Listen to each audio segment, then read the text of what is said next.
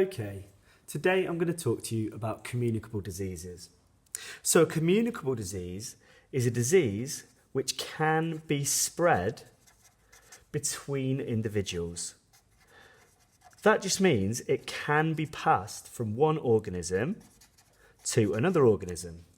Now the reason why this is the case is because communicable diseases are to do with pathogens. So pathogens, remember, are microorganisms, small living things, which can cause you harm. So there's 4 different types of communicable disease we need to know about.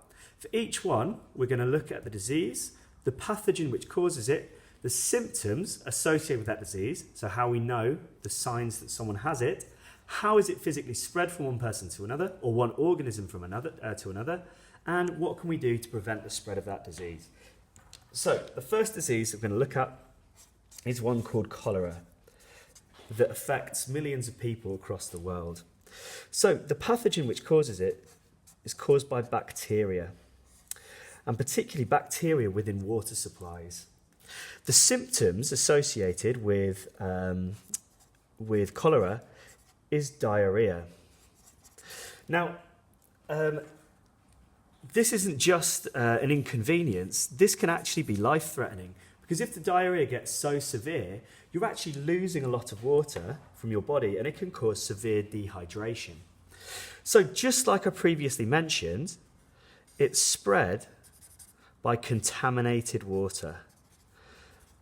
So lots of people across the world don't have access to clean drinking water, and they have to drink water with the cholera bacteria within it.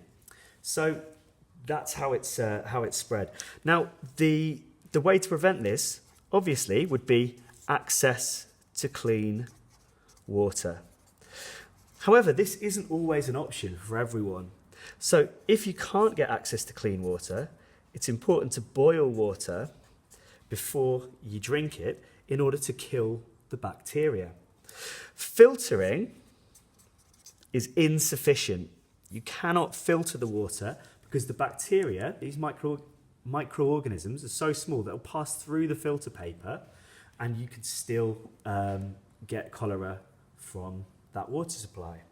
So the second disease we're looking at is tuberculosis, often referred to as TB. This is the second one from the list that is also caused by bacteria. Now the symptoms of TB is coughing and, more dangerously, lung damage. Because the bacteria in TB affect your lungs. So your lungs can be severely damaged by tuberculosis. Very serious. So the way that it's spread from one person to another is via the air. So it's airborne. So as one person coughs, they eject these bacteria into the air. So it's spread by the air by coughing. So this is why it's so important to cover your mouth when you cough, so not to spread the disease. The way that this can be kind of prevented is to avoid crowded spaces. So avoid crowded spaces would be one way. So if the person who has the disease can stay away from crowded spaces, then they're not going to be able to spread the disease to the rest of the population. Also, if you're in a place that has good ventilation, that will also help as well. So we don't have these airborne bacteria just hanging around. They're constantly moved and removed. So the next 2 we need to know about. Number 3 is malaria. So malaria, the pathogen which causes it, is not a bacteria this time, but a protist. So they're just these single-cell organisms as well. So the symptoms is damage to red blood cells. That's the problem caused. So remember, red blood cells carry oxygen around the body. So damaging these red blood cells can be very, very problematic. It can also, in certain cases, cause liver damage, which is again very serious. So how is malaria spread? The way to remember it is M is for malaria, M is for mosquitoes. So mosquitoes are little insects. Apologies for my bad drawing of a mosquito, but they're little insects, and what they do is they land on someone or an organism and it drinks their blood.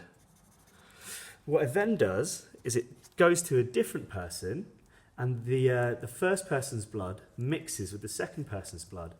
Within that blood, that's where the protists are.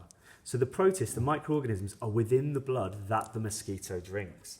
The mosquito is just referred to as a vector, because all the mosquito's doing is transporting that pathogen from one person or one organism to another organism. So how do you prevent this? So there's two main ways. First of all, mosquito nets.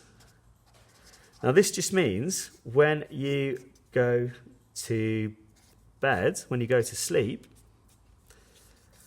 so there's the person on their bed. At the moment, without mosquito net, they're exposed. So a mosquito net is just a real thin meshed net that goes over your bed that stops the mosquitoes being able to get in. Another one, nice and simple, is just bug repellent. So if you've got some kind of repellent, that would help as well. Okay, the final one that we need to know about is the only example that is within plants. And this one is called Cholera Ash Dieback. Now, we have a different pathogen for this one, because this one here is actually caused by a fungus which grows on the branches of trees. It grows on the branches just like this. Okay? So the symptoms, the problem that we have occurring within the trees is leaf loss and bark lesions. That just means we have these kind of big holes and damage to the bark itself caused by that fungus.